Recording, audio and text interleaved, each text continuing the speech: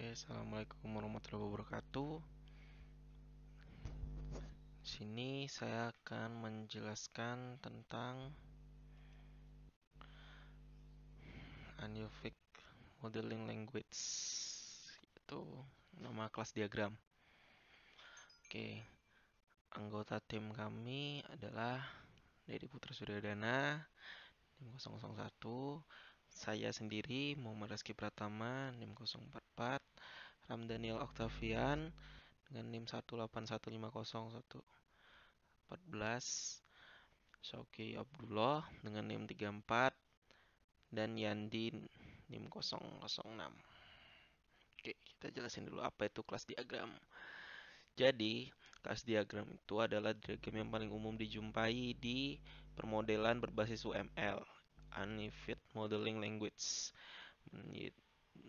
Terus dia mendeskripsikan semua objek yang terdapat pada suatu sistem dan relasi antar objek. Juga membantu dalam visualisasi struktur kelas-kelas dari suatu sistem dan hubungan antar kelas, yaitu inheritance, aggregation, dan association. Terus penjelasan detail tiap kelasnya yaitu method, function, behavior, dan atribut atau properti atau data. Jadi diagram ini tuh fondasi untuk komponen diagram dan deployment diagram. Diagram yang ini paling penting pada object oriented analysis dan design. Jadi kalau kalian tiap mau buat program, diusahakan buat kelas diagram. Ini juga ada berhubungan sama mata kuliah RPL. Oke, saya jelasin dulu apa itu kelas ya. Jadi kelas itu adalah kategori yang akan membungkus informasi dan perilaku, atau dengan kata lain kelas adalah rancangan dari objek.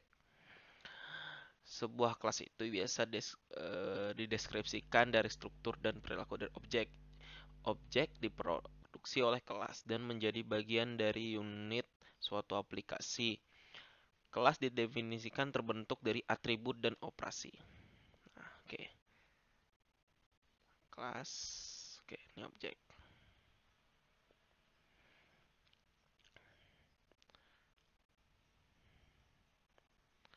Ini adalah gambaran kelas dengan 3 section.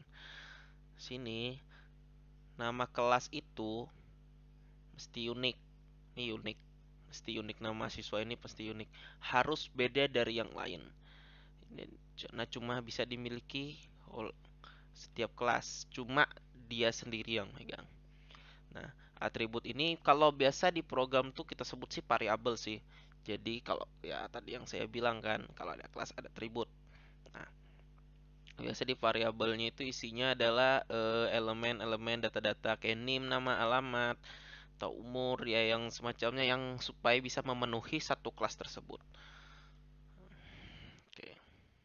Di sini juga ada metode. Nah, ini namanya metode. Jadi dia ini ngapain sih mahasiswa ini bisa apa? Ya sekitar kayak fitur bahasanya lah kalau kita.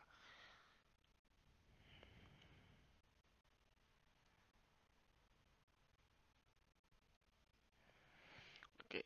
Jadi, sekarang kelas diagram itu apa? Kelas diagram itu biasa berisi apa aja sih yang ada pada kelas diagram? Ada kelas, atribut, dan operasinya.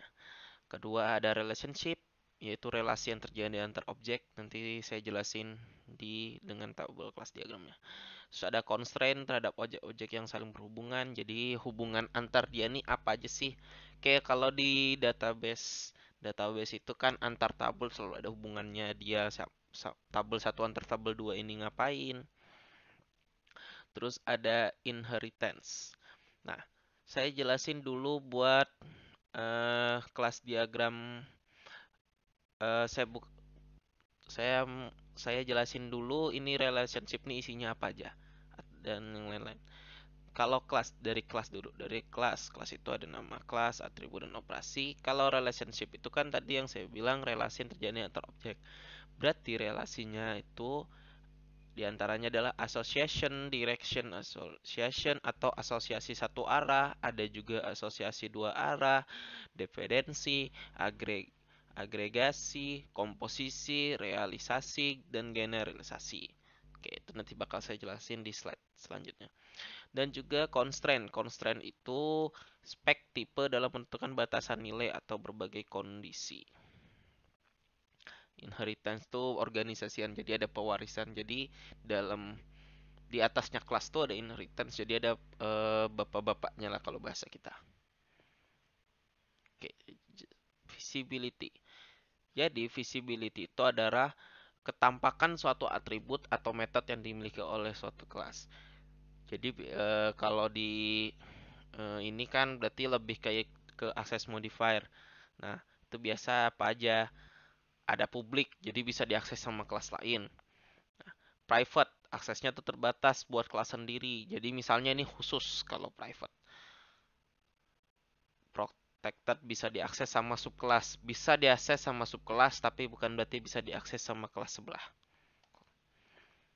Ada package yang bisa diakses oleh objek lain pada paket yang sama. Nah, jadi kalau package itu dia package ya package itu lebih kayak ke bapaknya dari kelas. Jadi dalam kelas itu ada package. Nah, package-nya itu jadi dia semacam eh ya bungkusnya, dan bungkusnya itu kan bisa diakses sama objek-objek yang lain nanti. Nah, ini contohnya. Contohnya adalah kelas kelas buku dengan berisikan atribut judul, pengarang, dan ID jenis dengan metodenya adalah functionnya dia ini adalah bisa ambil jenis, bisa menginput nama halaman berapa. Kayak multiplicity. Multiplicity ini akan menggenerasikan berapa banyak objek dari suatu kelas terrealisasi ke objek lain. Notasinya itu adalah biasa mirip sama konsep-konsepnya one to one to many kalau di database kalian tahu sendiri kan. Nah, ini biasanya didefinisikan sama batas bawah dan atas kecuali yang pasti bernilai satu. Nah, di sini adalah eh, lambangnya dan ini adalah maksudnya. Jadi kalau bintang itu berarti banyak, nol ya kosong, satu itu bisa ditulis bisa tidak. Nol titik titik bintang ini berarti antara nol sampai banyak. Ya, beda. Dan ini satu antara satu sampai banyak. Kalau ini nol titik titik satu berarti nol atau satu, satu titik satu berarti tepat atau satu. Nah, ini contoh multiplicity-nya dari mahasiswa. Bisa satu mahasiswa punya antara nilai yang nol, nilainya nol, gak ada nilai sama sekali, atau dia bisa banyak nilainya. Relationship. Nah, relationship adalah hubungan terjadi antara kelas yang ada. Relationship memungkinkan suatu kelas untuk menggunakan atau mengetahui atribut atau operasi yang dimiliki oleh kelas lain. Relationship ini juga menggambarkan interaksi yang mungkin terjadi antara satu kelas dengan kelas yang lain. Relationship ini ada berapa jenis? Ya, diantaranya yang tadi saya bilang di slide yang sebelum-sebelumnya, yaitu asosiasi. Nah, asosiasi ini bagi dua lagi, yaitu ada asosiasi satu arah sama asosiasi dua arah. Ada dependensi, agregasi, komposisi, dan juga generalisasi. Oke, generalisasi. Apa sih artinya generalisasi? Jadi generalisasi itu adalah relasi inheritan antar dua kelas. Relasi jenis ini memungkinkan suatu kelas mewarisi atribut dan operasi yang dimiliki oleh base class. Atribut dan operasi yang bisa diwarisi oleh suatu kelas adalah yang memiliki akses modifier public, protected, dan default. Jadi ini bisa diakses sama semua, bisa diakses sama kelas lain atau bisa diakses cuma di subclass.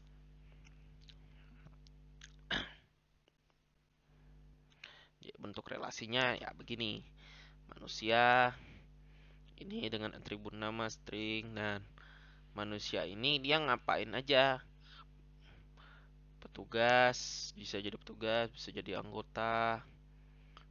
Nah, dengan fungsinya dia ngapain aja sih? Dia bisa nambahkan, dia bisa ngedit. Kalau dia menjadi petugas, dia berarti bisa masukkan peminjaman dari seorang anggota, terus bisa menambahkan anggota, dan dia juga bisa menjadi anggota. Ini biasanya yang ini saya ambil contoh di perpustakaan. Asosiasi. Nah, Kalau asosiasi ini, asosiasi ini eh, asosiasi satu arah dulu ya saya jelasin. Jadi asosiasi satu arah itu adalah menggambar pesan atau urutan kejadian terjadi dari hanya salah satu kelas, sedangkan kelas yang lain itu pasif. Berarti cuma satu kelas nih yang aktif banget nih, tapi yang satunya nggak ada sama sekali kerjaannya. Kayak bentuk relasinya ini. Nah, oke. Di sini saya jelasin. Jadi pada saat seorang petugas perpustakaan melakukan pencatat peminjaman ini ya terhadap seorang anggota, nih yang anggota ini, maka pesan dikirimkan oleh petugas dan diterima oleh anggota. Nah, jadi pesan yang ini, jadi kita tahu petugas ini nyatat peminjaman, nah, itu dikasih tahu sama anggota. Nah, jadi, si anggota ini kan pasif ya jelas karena dia nggak ada ikutan catat juga, nggak dong. Dia sudah dicatat sama si petugas. Nah, gitu.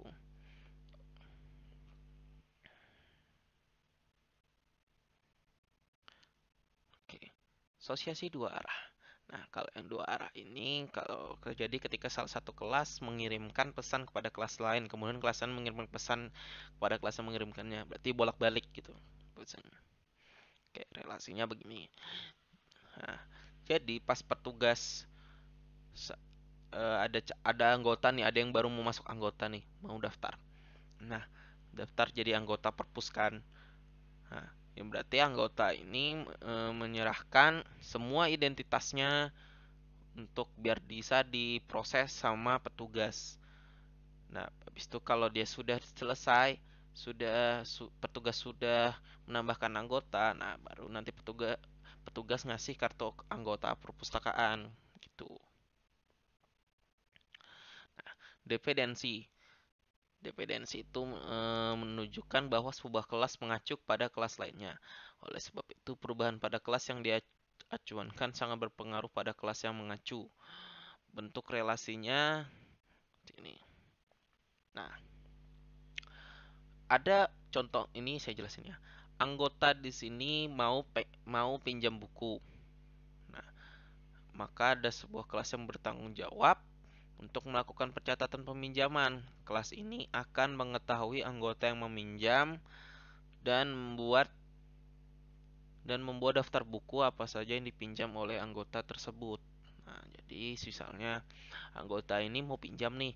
Nah, kan harus ada yang anu kan, ada kalau ada kelas, kalau di orientasi objek tuh ada kelasnya. Ya ini kelas peminjaman ini, jadi dia yang ngurus nanti. Agregasi. Jadi agregasi itu adalah bentuk relasi yang jauh lebih kuat daripada asosiasi. Relasi relasi yang ini, agregasi ini, relasi yang menggambarkan suatu kelas merupakan bagian dari kelas lain namun bersifat tidak wajib. Relasinya seperti ini. Jadi ada kelas klub sama kelas person. Ini saya jelasin ya. Nah, ada kelas ruang sama ruang. Nah, kelas ruang ini punya meja. Nah, kalau misalnya ini nggak ada ruangan, mejanya nggak bakal ada. Jadi bahasanya set yang kiri ini bapaknya. Kalau nggak ada ini nggak bakal hadir. Jadi kalau nggak ada klub, jadi kalau misalnya nggak ada room, mejanya nggak ada, gitu.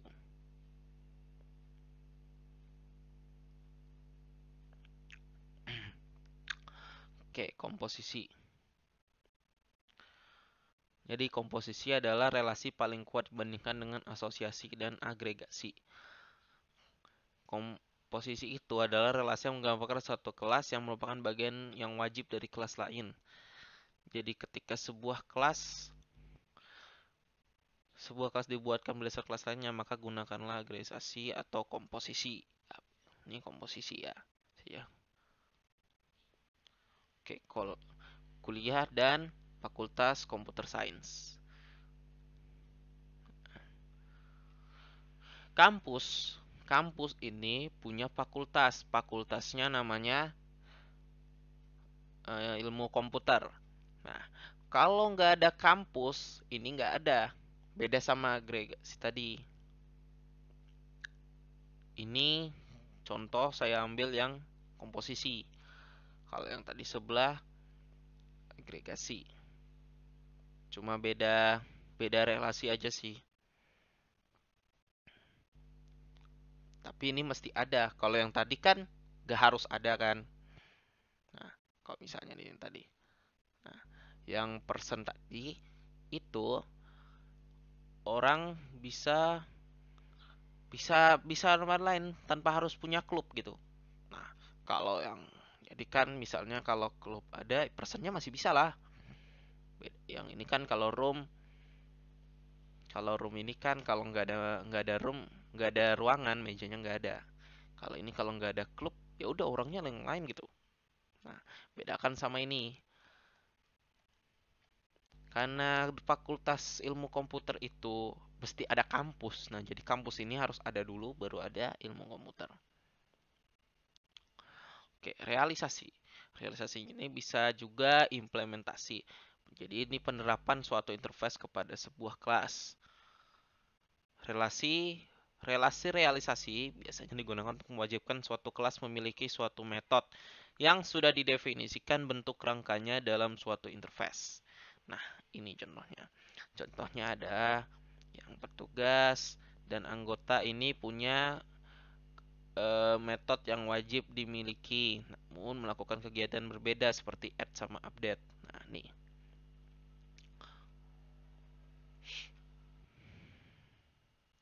Oke, ini contoh kelas diagram. Oke, yang ini adalah direktur login, dia login, lalu dia direktur. Lalu ada pembeli, pembeli ke tran, pembeli ke pembeli pilih barang dulu, barangnya ambil dari sini. Kalau nggak ada barang ini atau kategori, jadi oh ya saya lupa, kategori dulu. Kita buat kategori, baru kita buat barang. Lalu setelah itu kita buat pegawai. Lalu setelah itu jadi sistemnya gini. Jadi ada pembeli. Pembeli ini mau lihat barang. Dia pilih dulu kan, bisa lihat kategori atau langsung barang sini. Setelah dia lihat barang, dia langsung melakukan ke transaksi. Di sini ada pegawai. Pegawai ini masukkan data, melayani transaksi. Kalau sudah dia lakukan transaksi, maka dia akan membuat laporan. Nah, akan laporan ini akan dikirimkan ke direktur. Gitu contohnya. Oke, simpulannya adalah kelas diagram itu uh, diagram paling umum dalam permodelan basis OML, mendeskripsikannya pada suatu sistem dan relasi antar objek. Dan ini juga bisa membantu visualisasi struktur kelas dari suatu sistem dan hubungan antar kelas, inheritance, agregasi, asosiasi, dan penjelasan detail tiap kelas, metode, function, behavior, dan atribut di data. Oke. Selanjutnya saya bakal jelasin programnya. Oke.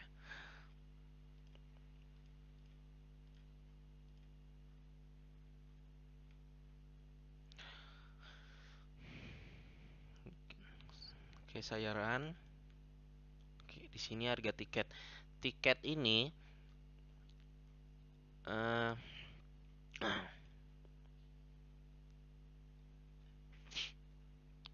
tiket ini punya konstruktor namanya kartu 1 sama reguler yang kartu 2. Nah, terus kalau mau lihat uh,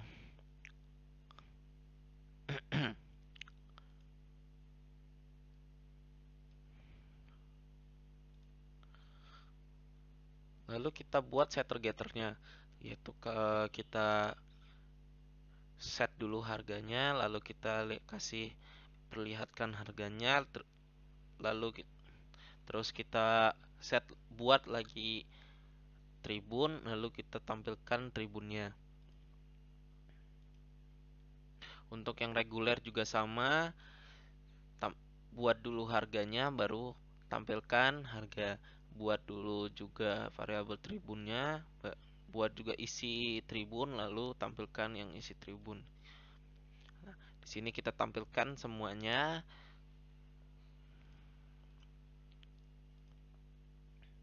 Harga tiket juga kita perlu lihat, pastikan kalau harga buat VIP harganya 45.000, kalau buat yang reguler harganya 20.000.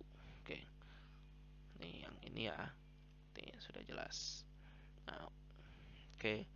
Untuk kelas diagramnya. Jadi, tiket ini kelas tiket itu punya atribut namanya VIP, tiket 1 sama reguler. Dengan konstruktornya itu tiket tiket VIP kartu 1 dan reguler kartu 2, dan dia punya function namanya lihat harga tiket. Di sini juga tiket ini punya dua relasi, yaitu kalau VIP, relasi dari tiket ke kelas VIP. Nah, dia mengambil data yang VIP untuk dimasukkan ke kelas tiket. Jadi di sini setter getternya dan ini atributnya, harga dan tribut.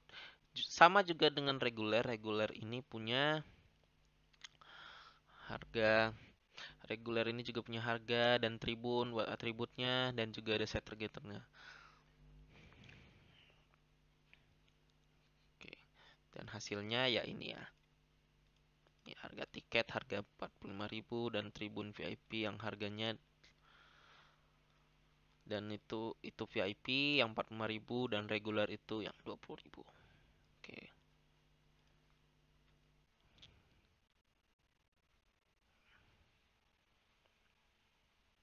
Oke, terima kasih sudah menonton video ini. Kurang lebihnya mohon maaf. Assalamualaikum warahmatullahi wabarakatuh.